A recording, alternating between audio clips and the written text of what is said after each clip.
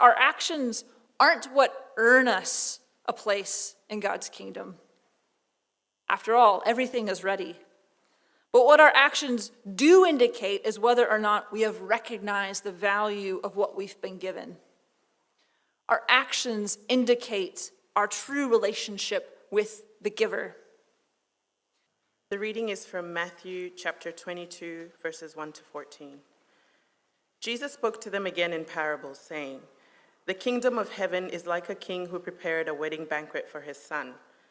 He sent his servants to those who had been invited to the banquet to tell them to come, but they refused to come. Then he sent some servants and said, 'Tell those who have been invited that I have prepared my dinner. My oxen and fattened cattle have been butchered, and everything is ready. Come to the wedding banquet.' But they paid no attention and went off, one to his field, another to his business. The rest seized his servants, mistreated them, and killed them. The king was enraged.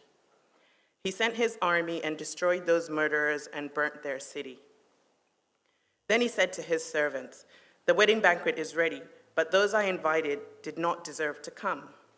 So go to the street corners and invite to the banquet anyone you find.' So the servants went out into the streets and gathered all the people they could find, the bad as well as the good, and the wedding hall was filled with guests. But when the king came in to see the guests, he noticed a man there who was not wearing wedding clothes. He asked, 'How did you get in here without wedding clothes, friend?' The man was speechless. Then the king told the attendants, 'Tie him hand and foot and throw him outside into the darkness, where there will be weeping and gnashing of teeth. For many are invited, but few are chosen.'" Please join me in a word of prayer. God, may the words of my mouth and the meditation of our hearts be pleasing in your sight. O Lord, our rock and our redeemer. Amen. So I want to invite you to turn to your neighbor and share two things with them. First thing I want you to share is, what is one of the best gifts that you've ever received? And then second, how did you react or respond to that gift? So again, what's one of the best gifts you've ever received? And then how did you react or respond to that gift? I'll give you a couple minutes to chat.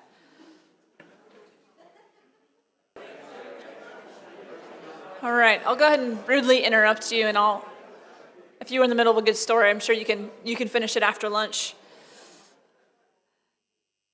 So obviously, I'm not sure what you shared. Maybe the best gift that you ever received was a car or a bike or an instrument or something else material. Maybe it was the gift of time with someone. Maybe it was a trip or a nice meal together. Maybe if you really reached for the stars, maybe you chose the gift of a person. Maybe at a birth or an adoption or a wedding day. But whatever the case, if it's one of the best gifts that you've ever received, your reaction to it was probably proportional to how much you valued or appreciated that gift. You probably didn't act apathetic or indifferent. You might have expressed sheer gratitude or ecstatic excitement, or maybe you were even moved to the point of tears. I'm asking you to reflect on one of the best gifts that you've ever received, because the parable that we just heard is about how to receive a gift. And it's not just any gift. This is about the best gift ever. Life with God in God's kingdom. And as we consider this parable in more depth together this morning, I want us to reflect on two things which parallel the questions that I asked you at the start. The first thing I want us to think about is, what does the parable tell us about the nature of this gift that we've been given? And then second, what does this parable tell us about how we are to receive this gift? So let's start with that first question. What does this parable tell us about the nature of the gift? And already I'm using the word gift a lot.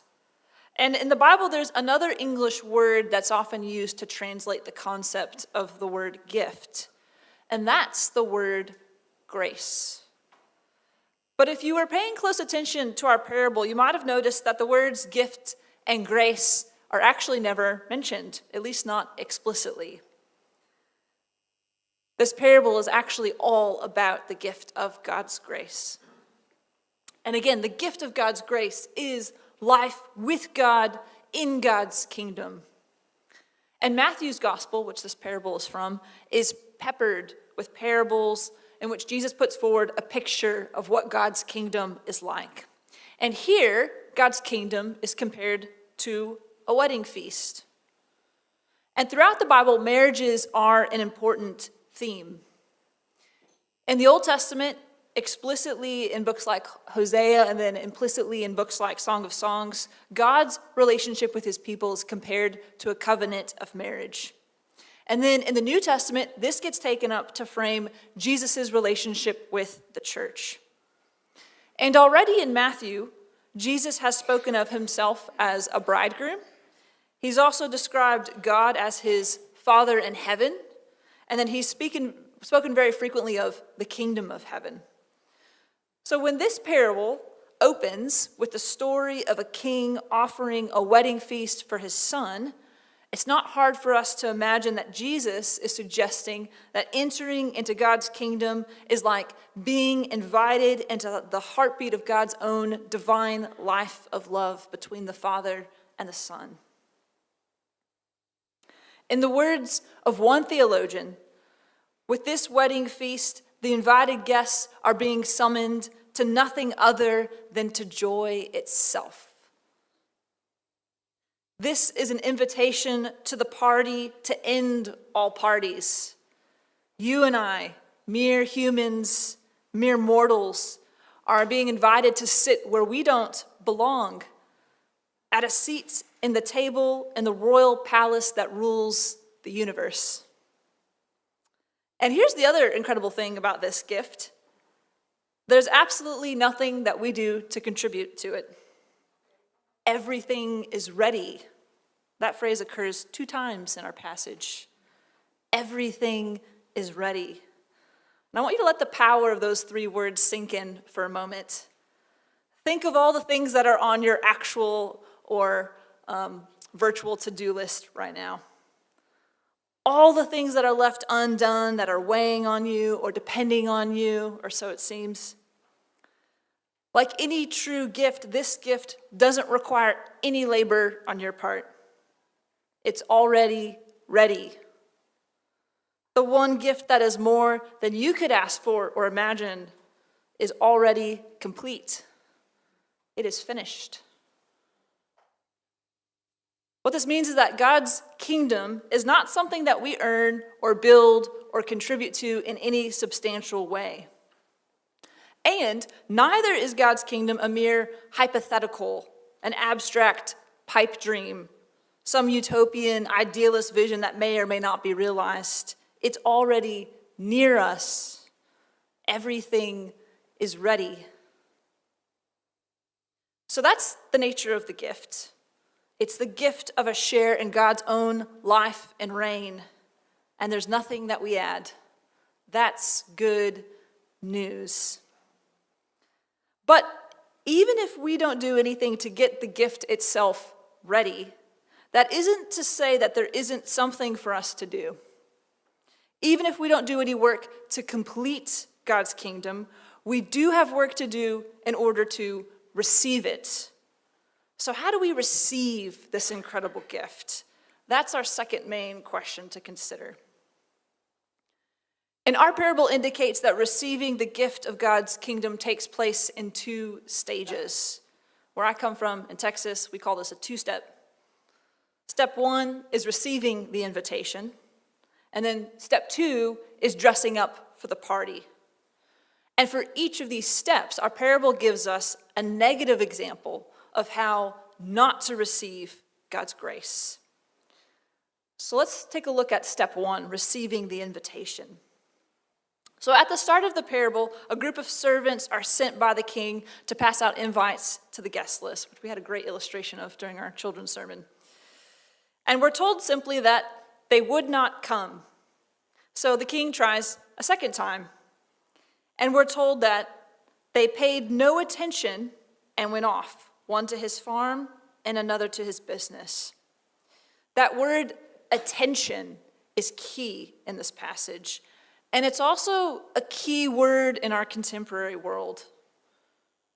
You've probably heard the phrase attention economy. Attention economy describes a world in which addictive devices manipulate our gazes through algorithms and psychological tricks in order to commodify our attention for profit, while at the same time eroding and fragmenting the very quality of our attention. And for as much as attention economy names a saddening and sickening condition of our contemporary world, it's grounded on a timeless and an even biblical truth, which is this: our attention determines what we value. Another way of putting it is this: we pay attention to what we love. And there's often a mutual dynamic at play. We pay attention to what we love, and what we pay attention to shapes and feeds what we love. One person goes so far as to say, "Tell me what you pay attention to, and I will tell you who you are."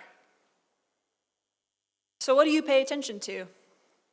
What fills your diary, catches your gaze, gets the biggest share of your thought life and emotional energy?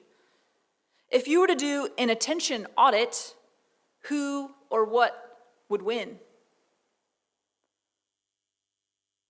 I know that I often find myself in the position of those first wave of guests. I get so tunnel visioned and caught up in the business and the task of the everyday, in the scramble for survival and productivity, that I neglect what's truly valuable. Not tasks, but people.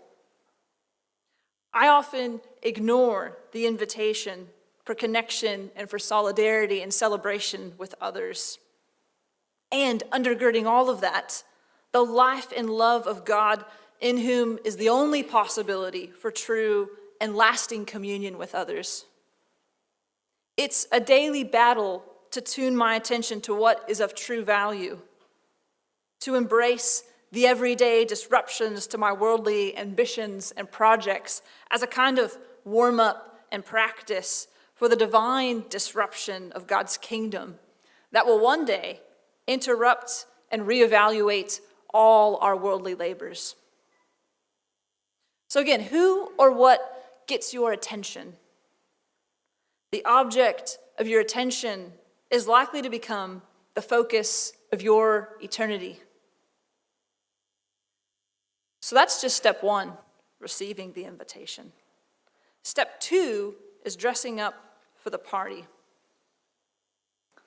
So after the drama of the rejections, after which the king scatters his invitations far and wide, the wedding feast commences and is well underway with a bustle of partygoers. The king enters to inspect his guests, and one of them stands out. He isn't dressed appropriately. He's been invited to a royal wedding, and he showed up in a t-shirt and thongs. What kind of party did he think he was going to? The king confronts him, and the man is speechless, and his silence betrays him. If he had had a good reason, he could have explained himself. Say he was too poor to afford proper clothes, or he left his good suit at the dry cleaners, or he had a last-minute spill. But there's nothing for him to say because his actions have said it all. His choice of dress is as good as declining the invitation altogether. And the king is justified in throwing out a guest who showed by his outfit that he did not appreciate what had been given. But what's crucial for us to understand here is that the outfit is not a matter of earning the gift or the invitation. The guests all received their invitation without any merit.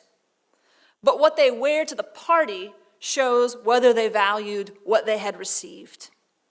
And this is the second negative example that we get about how not to receive the gift of God's kingdom. If the first one was distraction, then the second one is indifference. But what does the wedding garment represent? Or in other words, what does it look like for us to dress up, so to speak, for God's kingdom? And the book of Revelation gives us a hint. At one point, it offers a vision of the wedding at the end of time between Christ and his people. And it says this: "For the wedding of the Lamb has come, and his bride has made herself ready. Fine linen, bright and clean, was given her to wear." And then here's a key comment. Fine linen stands for the righteous acts of God's holy people. That's Revelation 19, verses 7 and 8. So in other words, the garment is our actions.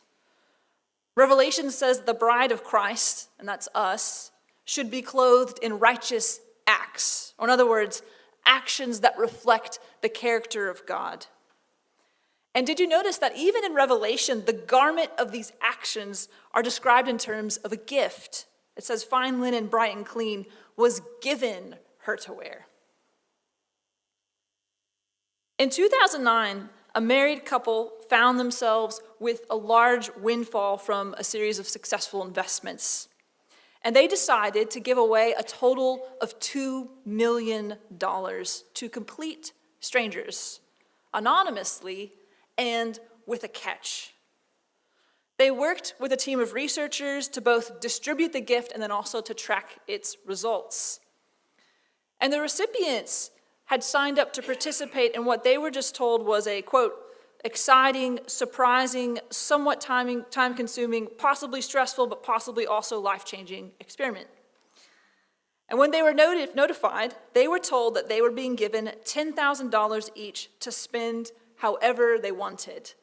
The only rules were that they had to spend it within the next 3 months and that they had to report back what they had spent it on. But those were the only two conditions. And here's what's really incredible.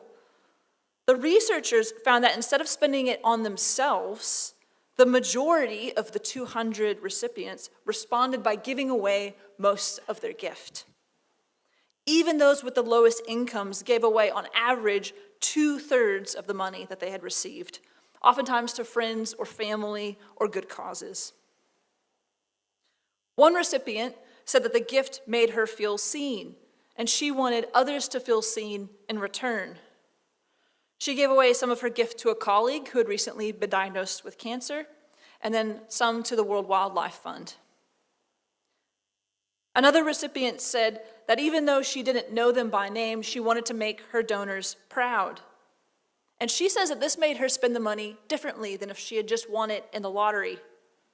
And many others expressed a similar sentiment.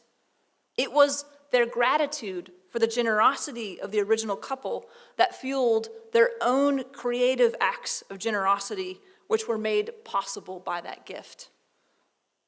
And I think that story illustrates a profound lesson about Christian ethics, which both this parable and the book of Revelation point to. And that's that our actions aren't what earn us a place in God's kingdom. After all, everything is ready. But what our actions do indicate is whether or not we have recognized the value of what we've been given. Our actions indicate our true relationship with the giver. And like in the responses to the recipients of that experiment of generosity, a Christian's righteous acts are ultimately works of gratitude in response to a gift. Our lives are but a cloth that we cut to size with the measure of our thanks. And the actions which make up our very life are both enabled and energized by the generous gift of God. The trick to righteous action is not pious legalism or begrudging obedience. It is deep, genuine gratitude. And after all, is there anything that we have given that has not ultimately been received since the day of our birth? Even our seeming successes and accomplishments took root in capacities or opportunities that were handed to us. And that's to say nothing about the sheer gratuity of life itself. the gifts of people and of beauty that populate it and encounter us every single day. So along with an attention audit, I invite you to do a gratitude audit. For what and to whom are you ultimately grateful? And how is that gratitude expressed? It is the subject of your thanks who will likely become the object of your destiny. So, church, that's the nature of God's grace. It is freely given, and it enables us to respond with generous thanks. It wants us not only to say yes to the invitation, but to receive it with deep gratitude and profound joy. That's the two-step way we receive this gift. Yet even if it calls out to us, it does not coerce us. It respects our freedom to reject the gift at every turn. And it will not protect us from the consequences of that rejection. It puts us in the honoring yet terrifying position of indicating with nothing less than our very lives what we truly value and ultimately want. So come to the wedding banquet. Everything is ready.